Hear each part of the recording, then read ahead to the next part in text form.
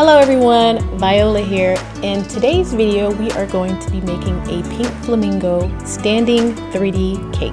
I love cake, I love pink, I love flamingos. What is there not to love about this cake? Okay, so first things first, we have to talk about the structure for this cake. Basically, I've taken a wooden board and to that I have attached a 5/16 inch threaded screw rod. I have attached it to the board with a washer and a nut, and then to that I've attached another 9x5 wooden board. I am using 6 gauge copper wire in order to shape the neck of the flamingo and the other leg of the flamingo.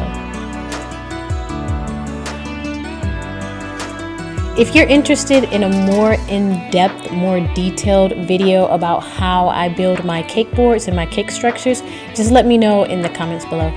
As always, the first thing I want to do is go ahead and level and torque these cakes. I am going to be using 2 8-inch cakes today.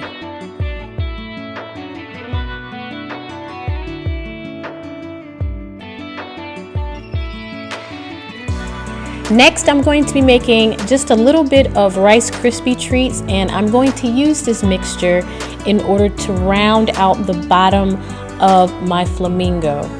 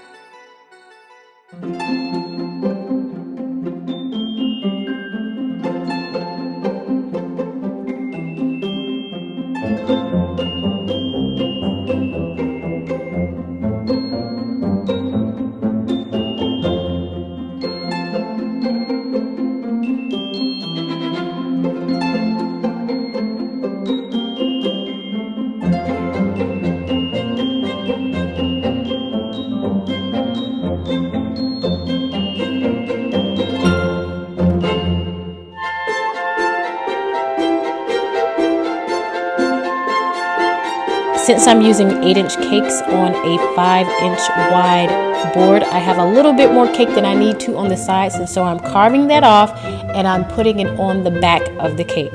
And this way I'm not wasting any cake.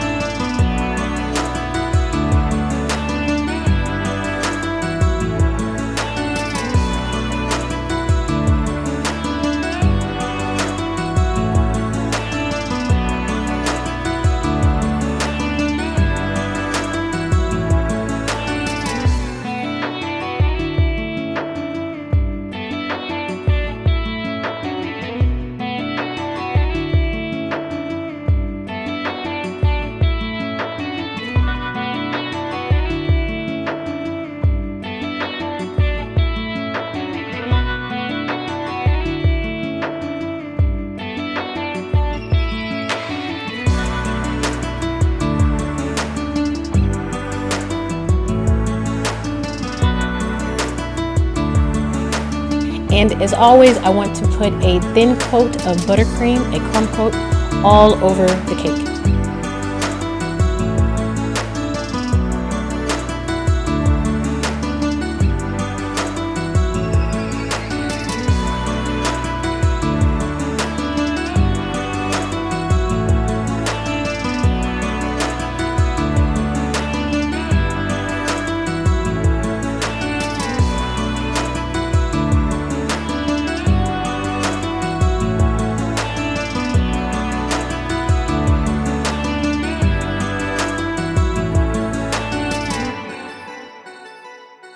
Okay, at this point, I'm just adding modeling chocolate to shape the flamingo's legs. I did not add aluminum foil to the legs because I knew that this was not a part of the cake that we would be eating. And since this wasn't for a customer, I was not overly concerned about food safety. But if you're making this cake for a customer, you will want to go ahead and put some aluminum foil tape on these parts where you're adding modeling chocolate, just to make it a little bit more food safe.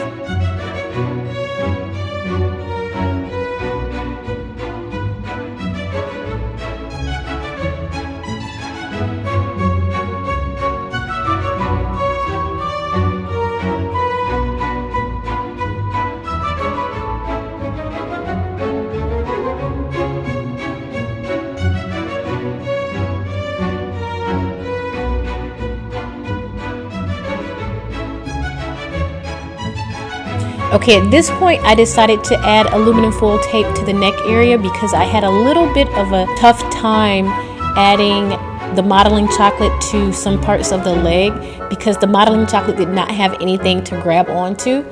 So I added aluminum foil tape to the neck area just to make it a little easier for myself. Next, I'm just adding some modeling chocolate for the beak, and I am adding a little bit of detail.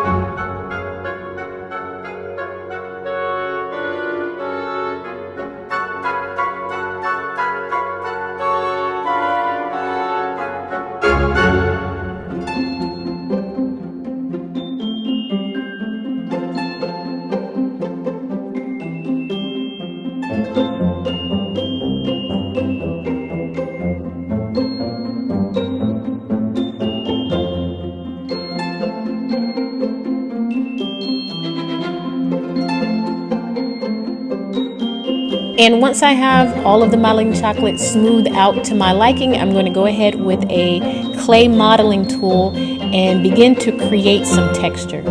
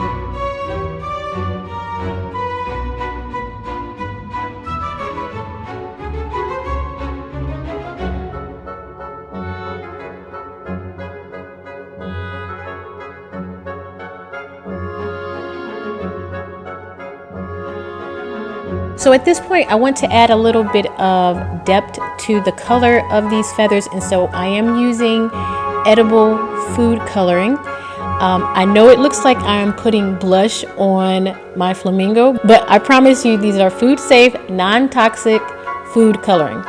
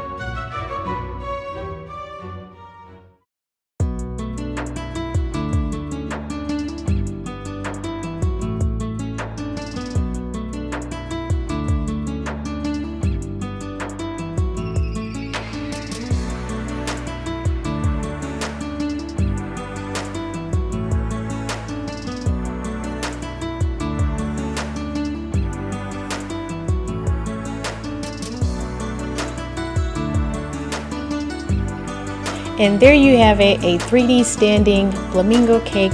I really hope that you enjoyed this tutorial, and I hope to see you next time.